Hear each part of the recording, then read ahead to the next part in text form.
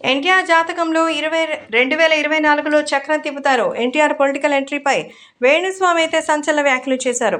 So సెలబ్రిటీల జాతకాలు చెప్పే వేణుస్వామి విడాకుల గురించి కరెక్ట్గా చెప్తాడు కానీ రాజకీయాల గురించి పెద్దగా టచ్లో లేదు. అయితే ఇప్పుడు ఎన్టీఆర్ జాతకం చెప్తానంటూ ఆయన చెప్తున్నారు.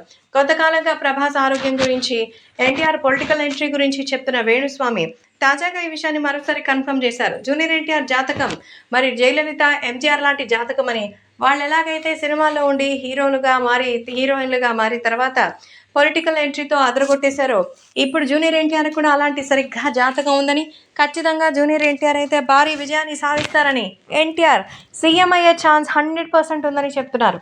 ఈ ఎన్నికల్లో ఆయన పోటీ చేస్తే విజయం ఎలా ఉంటుందనేది చెప్పలేం, కానీ భవిష్యత్తులో ఎప్పటికైనా ఆంధ్ర రాష్ట్రానికి సీఎం జూనియర్ ఎన్టీఆర్ అవుతారో, ఇది నా మాటే శాసనం అంటున్నారు ఈయన. కాబట్టి తాజాగా ఈ విషయాలు మాత్రం ఇప్పుడు సోషల్ మీడియాలో వినిపించి ఒక్కసారిగా సంచలనంగా మారుతోంది.